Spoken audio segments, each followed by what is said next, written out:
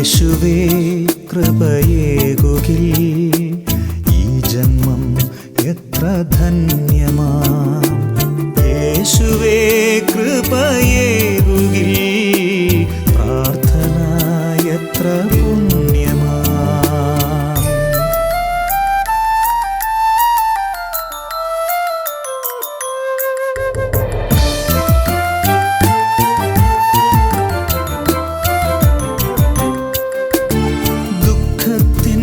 സാഗരമധ്യത്തിൽ പെട്ടു ഞാനുഴലുമ്പോൾ,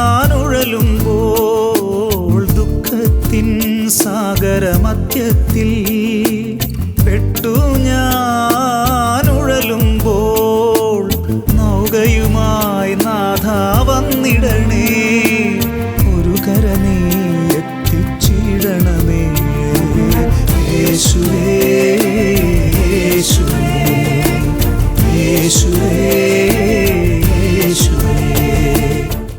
സ്നേഹമായി ദിവ്യകാരുണ്യമായി നമ്മുടെ മുമ്പിലായിരിക്കുന്ന ഈശോനാഥനെ പൂർണ്ണ മനസ്സോടെ പൂർണ്ണാത്മാവോടെ നമുക്ക് സ്തുതിച്ച് ആരാധിക്കാം. കർത്താവിൻ്റെ കാരുണ്യം ധാരാളമായി ഒഴുകുന്ന ഈ കൃപയുടെ സമയത്ത് കർത്താവിൻ്റെ കൂടെയായിരുന്നു കൊണ്ട് കർത്താവിൻ്റെ കാരുണ്യം നമ്മുടെ ഓരോരുത്തരുടെയും ജീവിതത്തിലേക്കും ലോകം മുഴുവൻ്റെ മേലും ലഭിക്കണമേ എന്ന് തീക്ഷ്ണമായി പ്രാർത്ഥിക്കുന്ന സമയം. 3 മണി സമയം ഈശോ ഗാഗുൽഥായിൽ മനുഷ്യവംശം മുഴുവന് വേണ്ടിയും പാപപരിഹാര ബലിയായി സ്വയം ജീവൻ അർപ്പിച്ച് രക്ഷ നേടിത്തുന്ന സമയം. അത്രമാത്രം കരുണ ലോകത്തിൻ്റെ മേൽ ചൊരിഞ്ഞ സമയമാണ് ഈ ഒരു സമയം. ആ ഒരു വലിയ ബോധ്യത്തോടെ, ആ വലിയ വിശ്വാസത്തോടെ കർത്താവിൻ്റെ കാരുണ്യത്തിൽ ആശ്രയിച്ച് നമുക്ക് മുൻപോട്ട് പോകാം. നമ്മളെ അനുഗ്രഹിക്കുവാൻ ഇന്ന് നമ്മുടെ കൂടെയായിരിക്കുന്നവർ ഉൽപ്പത്തി പുസ്തകത്തിൽ നമ്മൾ കാണുന്നുണ്ട്. നമ്മളെ സൃഷ്ടിച്ച് പരിപാലിച്ച ദൈവം തൻ്റെ ജനത്തോടുകൂടെ സായാഹ്നത്തിൽ നടക്കുവാനായിട്ടിറങ്ങി ഏദൻ തോട്ടത്തിൽ. അത്രമാത്രം ഒരു വലിയ സ്നേഹബന്ധമായിരുന്നു ദൈവവും മനുഷ്യനും തമ്മിൽ. പക്ഷേ പാപം ചെയ്തപ്പോൾ ആ ബന്ധം മുറിഞ്ഞു പോയെങ്കിലും ദൈവം അവരെ ശിക്ഷിച്ചുവെങ്കിലും അവരെ ഉപേക്ഷിക്കുവാൻ തയ്യാറാകുന്നില്ല. അവരുടെ കൂടെയായിരിക്കാൻ ആഗ്രഹിക്കുന്ന ദൈവം, ആ ഒരു ദൈവം മനുഷ്യരിലാരും നശിച്ചു പോകാൻ പാടില്ലെന്ന ആഗ്രഹത്തോടെ മനുഷ്യനായി അവതരിക്കുന്നു യേശുക്രിസ്തുവിൻ്റെ രൂപത്തിൽ. ഈശോ ദൈവപുത്രനായിരുന്നിട്ടും മനുഷ്യനായിട്ട് അവതരിക്കുന്നതിൻ്റെ പിന്നിലെ രഹസ്യം അത്രമാത്രം സ്നേഹവും കരുണയും മനുഷ്യവംശത്തോടുണ്ട്. ഇന്നും ഈ അൾത്താരയിൽ വിശുദ്ധ കുർബാനയായ കർത്താവ് നമ്മുടെ കൂടെ ആയിരിക്കുന്നുണ്ടെങ്കിൽ അതിൻ്റെ അർത്ഥം അനന്തമായ സ്നേഹവും കരുണയും ദൈവം നമ്മളോട് കാണിക്കുന്നു എന്നുള്ളതാണ്. ആ ഒരു ഉറച്ച ബോധ്യത്തോടെ കർത്താവിൻ്റെ തിരുവിലാവിൽ നിന്ന് നമ്മുടെ രക്ഷയ്ക്കായി കാരുണ്യസ്രോതസ്സായി ഒഴുകിയിറങ്ങിയ തിരുരക്തമേ തിരുജലമേ ഞങ്ങളങ്ങിൽ ശരണപ്പെടുന്നുള്ള പ്രാർത്ഥനയോടെ കർത്താവിൻ്റെ മുമ്പിലായിരിക്കും. തിരുമണിക്കൂറിൽ ദിവ്യകാരുണ്യനാഥനോട് ചേർന്ന് കർത്താവിൻ്റെ കാരുണ്യം മനസ്സിലാക്കി നമുക്കും പ്രാർത്ഥിക്കാം. ഈശോയുടെ തിരുഹൃദയത്തിൽ നിന്ന് ഞങ്ങൾക്ക് കാരുണ്യ സ്രോതസ്സായി ഒഴുകിയിറങ്ങിയ തിരുരക്തമേ തിരുജലമേ ഈശോയുടെ തിരുഹൃദയത്തിൽ നിന്ന് ഞങ്ങൾക്ക് കാരുണ്യ സ്രോതസ്സായി ഒഴുകിയിറങ്ങിയ തിരുരക്തമേ തിരുജലമേ ഈശോയുടെ തിരുഹൃദയത്തിൽ നിന്ന് ഞങ്ങൾക്ക് കാരുണ്യ സ്രോതസ്സായി ഒഴുകിയിറങ്ങിയ തിരുരക്തമേ തിരുജലമേ ഈശോയിൽ സ്നേഹമുള്ളവരെ, ഈ കരുണയുടെ തിരുമണിക്കൂറിൽ സങ്കീർത്തനം 106 സങ്കീർത്തനം നമ്മളോട് പറയുന്നത് കർത്താവിനെ സ്തുതിക്കുവിൻ, കർത്താവിന് നന്ദി പറയുവിൻ, അവിടുന്ന് നല്ലവനാണ്, അവിടുത്തെ കാരുണ്യം എന്നേക്കും നിലനിൽക്കുന്നു. കർത്താവിന് നന്ദി പറയുവിൻ, അവിടുന്ന് നല്ലവനാണ്, അവിടുത്തെ കാരുണ്യം എന്നേക്കും നിലനിൽക്കുന്നു. പ്രിയപ്പെട്ടവർ, ഈ ഒരു വചനത്തിലുടനീളം നമ്മൾ കാണുന്ന ഒരു പ്രധാനപ്പെട്ട ഒരു കാര്യമാണ് ദൈവം ഇത്രമാത്രം നമ്മളോട് കരുണ കാണിക്കുന്നവനാണ്. ഈ ഒരു കാരുണ്യം ഏറ്റവും കൂടുതലായിട്ട് നമുക്ക് വെളിപ്പെടുത്തി കിട്ടിയത് ഈശോയിലൂടെയാണ്. ലൂക്കായുടെ സുവിശേഷം കരുണയുടെ സുവിശേഷം എന്ന പേരിൽ ഇത് അറിയപ്പെടും. കാരണം അത്രമാത്രം ദൈവത്തിൻ്റെ കരുണ ശക്തമായി വെളിപ്പെടുത്തുന്നത് ലൂക്കായുടെ സുവിശേഷത്തിലാണ്. ലൂക്കായുടെ സുവിശേഷം 10-ാം അധ്യായത്തിൽ നമ്മൾ കാണുന്ന വളരെ മനോഹരമായ ഒരു ഉപമ, നല്ല സമറിയാക്കാരൻ്റെ ഉപമ.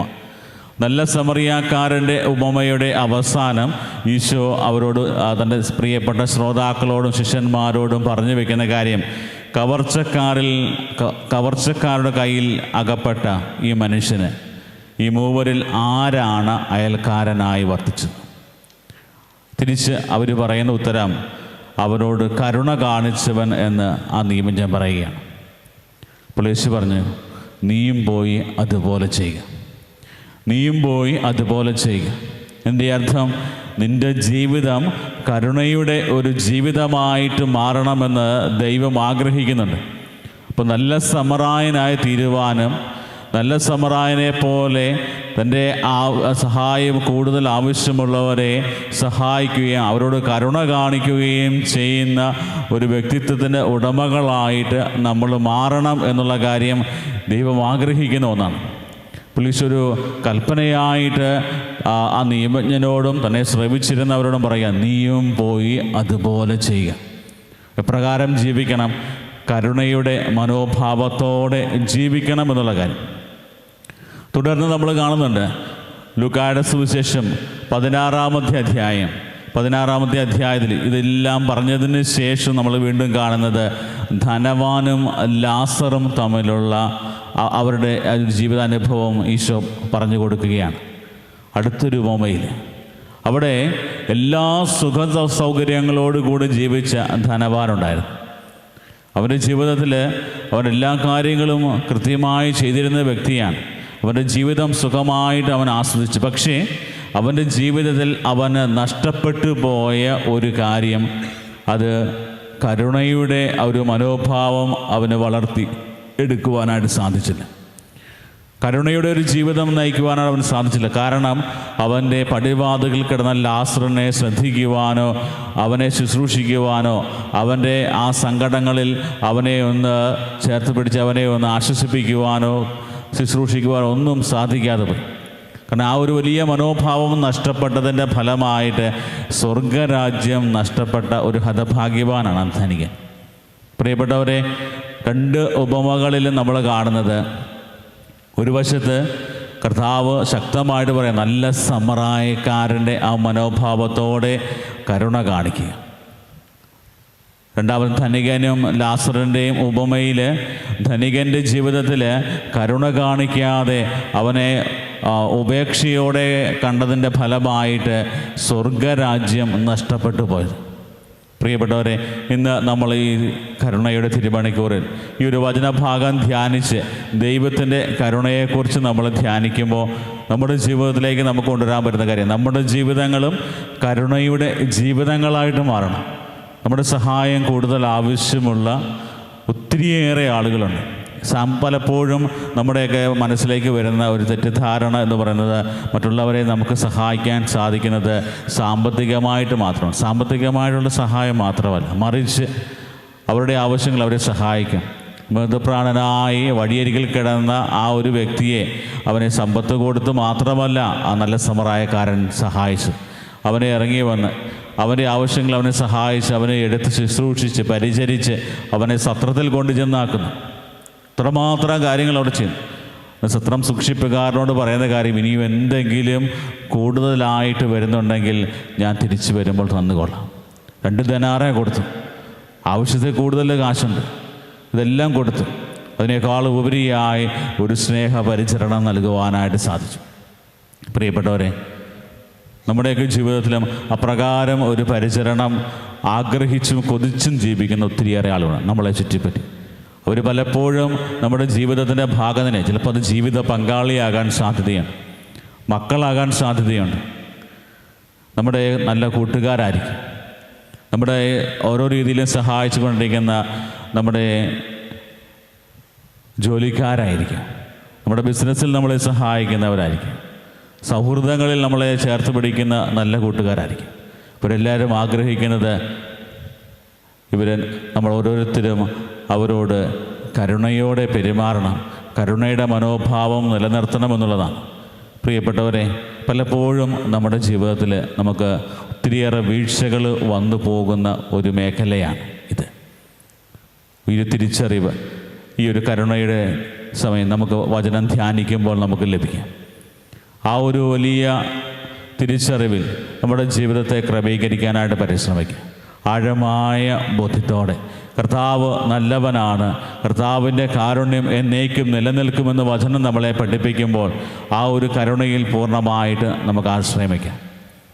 പ്രിയപ്പെട്ടവരെ, ഇന്ന് ലോകം മുഴുവൻ്റെയും ലോകസമാധാനത്തിനും ശാന്തിക്കും കാരുണ്യത്തിനും വേണ്ടിയൊക്കെ നമ്മൾ പ്രാർത്ഥിക്കുകയാണ്. ലോകമെമ്പാടുമുള്ള സകലരിലേക്കും കർത്താവേ, ഞങ്ങളെല്ലാവരും പാപികളാണ്, നിൻ്റെ സ്നേഹത്തിൽ നിന്ന് അകന്നു പോയവരാണ്. കർത്താവ്, ഞങ്ങൾക്ക് ആവശ്യം നിൻ്റെ വലിയ കാരുണ്യമാണ്, നിൻ്റെ സ്നേഹം ഞങ്ങൾക്ക് ആവശ്യമാണ്.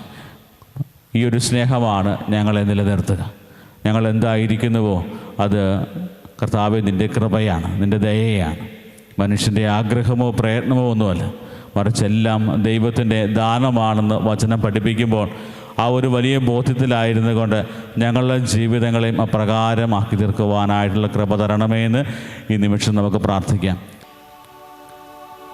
നമ്മുടെ ആഗ്രഹങ്ങളും നിയോഗങ്ങളും ദൈവസന്നിധിയിൽ ഒരിക്കൽ കൂടി പ്രാർത്ഥിക്കാം. പൂർണ്ണമായി സമർപ്പിച്ചുകൊണ്ട് കർത്താവിൻ്റെ കാരുണ്യത്തിന് വേണ്ടി നമുക്ക് യാചിക്കാം. ഏറ്റവും മനോഹരമായ പ്രാർത്ഥന, കർത്താവേ, അങ്ങയുടെ കാരുണ്യത്തിൽ ഞാൻ ശരണപ്പെടുന്നു. പൂർണ്ണമായ കർത്താവിൻ്റെ കാരുണ്യത്തിൽ ആശ്രയം വെച്ചുകൊണ്ട് നമ്മുടെ ജീവിതത്തിൽ നമുക്ക് മുന്നോട്ട് പോകാം. അതേസമയം നമ്മുടെ എല്ലാ നിയോഗങ്ങളും സമർപ്പിക്കും. ലോകം മുഴുവനിലും കർത്താവിൻ്റെ കാരുണ്യം നിറയുവാനായിട്ട് പ്രാർത്ഥിക്കും. ഓരോ പാപിക്കും അവകാശപ്പെട്ടതാണ് കർത്താവിൻ്റെ കാരുണ്യം. ആ ഒരു വലിയ ബോധ്യത്തോടെ, ആഴമായ വിശ്വാസത്തോടെ കർത്താവെ അങ്ങിൽ ശരണപ്പെടുന്നു നമുക്ക് പ്രാർത്ഥിക്കാം. കർത്താവിൻ്റെ കാരുണ്യത്തിൽ ഞങ്ങൾ ശരണപ്പെടുന്നു. കർത്താവെ, ഞങ്ങളുടെ എല്ലാ പ്രാർത്ഥനകളും നിയോഗങ്ങളും സമർപ്പിക്കുന്നു. നമ്മുടെ കുടുംബത്തെയും കുടുംബത്തിൻ്റെ ഓരോ ആവശ്യങ്ങളും, മക്കളെക്കുറിച്ചുള്ള ആകുലത, പരീക്ഷയ്ക്കായിട്ട് ഒരുങ്ങിക്കൊണ്ടിരിക്കുന്ന മക്കളെ സമർപ്പിക്കും. പരീക്ഷ എഴുതിക്കൊണ്ടിരിക്കുന്ന മക്കളെ സമർപ്പിക്കും. കർത്താവേ, ഞങ്ങളുടെ ആത്മാവിനാൽ അയച്ച് അവരുടെ മനസ്സിനെയും ബുദ്ധിയെയും പ്രകാശിപ്പിക്കണമേ, ഉന്നത വിജയം നേടുവാൻ അവരെ സഹായിക്കണമേ എന്ന് പ്രാർത്ഥിക്കുന്നു. രോഗികളായിട്ടുള്ളവരെയും പല രീതിയിൽ ശാരീരികവും മാനസികവുമായ ക്ലേശങ്ങൾ അനുഭവിക്കുന്ന എല്ലാവരെയും നിൻ്റെ സന്നിധിയിൽ സമർപ്പിക്കും. ഓൺലൈനിലൂടെ ഈ ശുശ്രൂഷയിൽ പങ്കെടുത്ത് നിയോഗങ്ങൾ സമർപ്പിക്കുന്ന എല്ലാവരെയും കർത്താവേ, അങ്ങയുടെ കാരുണ്യത്താൽ കഴുകി വിശുദ്ധീകരിക്കണമേ. അവരുടെ ആവശ്യങ്ങൾ ആശ്വാസമായി അവരുടെ ഇടയിലേക്ക് കടന്നു വരണമേ എന്ന് പ്രത്യേകം പ്രാർത്ഥിക്കുന്നു. കാരിസ്ഭവനെയും കാരിസ്ഭവൻ എല്ലാ ശുശ്രൂഷകളെയും ദൈവസന്നിധിയിൽ സമർപ്പിച്ചുകൊണ്ട് പ്രാർത്ഥിക്കുന്നു. ഒരിക്കൽ കൂടി നമ്മുടെ എല്ലാ നിയോഗങ്ങളും ദൈവസന്നിധിയിൽ സമർപ്പിച്ച് കർത്താവെ, ഞാനങ്ങിൽ പൂർണ്ണമായി ശരണപ്പെടുന്നു എന്നുള്ള പ്രാർത്ഥനയോടെ കർത്താവിൻ്റെ കാരുണ്യത്തിൽ പൂർണ്ണമായ ആശ്രയം വെച്ചുകൊണ്ട് കർത്താവിൻ്റെ ആശീർവാദം നമുക്കിപ്പോൾ സ്വീകരിക്കാം.